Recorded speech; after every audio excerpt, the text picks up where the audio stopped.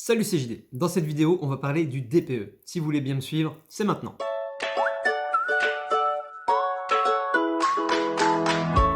Le DPE, c'est quoi? C'est le diagnostic de performance énergétique. Vous savez ces petites étiquettes de couleurs qu'on retrouve sur les annonces immobilières?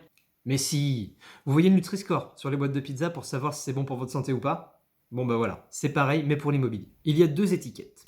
Une pour l'émission de gaz à effet de serre et une pour la consommation énergétique du foyer. Cette notation va de A pour les bonnes notes, un logement qui est peu énergivore, à G pour les logements énergivores. Bon, concrètement, avant le DPE, tout le monde s'en foutait. Oui, sauf qu'il a changé. Et maintenant, on y fait très attention au DPE, parce que c'est un diagnostic qui est devenu opposable. C'est-à-dire que si vous fournissez une information erronée à votre locataire ou votre futur acquéreur, celui-ci pourrait se retourner contre vous. Salut les mecs, c'est moi. Ah oui, là du coup, ça devient sérieux un peu.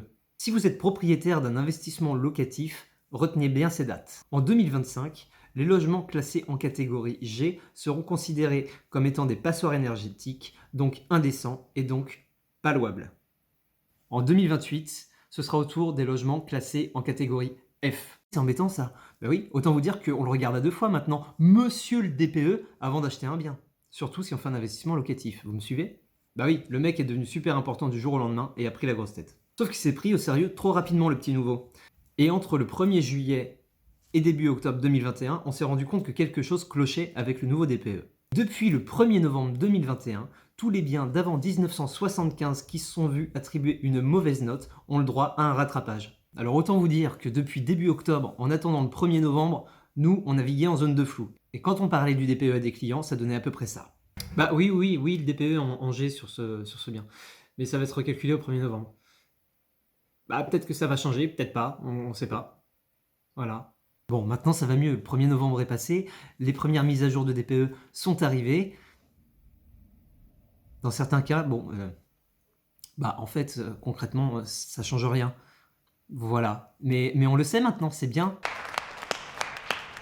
Votre bien ou celui que vous convoitez est classé en catégorie F ou G. Ne paniquez pas, tout va bien, des solutions existent. Vous trouverez dans votre dossier de diagnostic technique des solutions pour améliorer la note de votre logement, comme des travaux d'isolation par exemple. Il est mignon lui, mais c'est pas gratuit tout ça. Eh bien non, mais heureusement il existe des aides pour remettre votre logement dans le droit chemin de la transition énergétique. Je vous mets le lien en description. Bien entendu, si vous achetez votre résidence principale, cette note aura beaucoup moins de conséquences pour vous.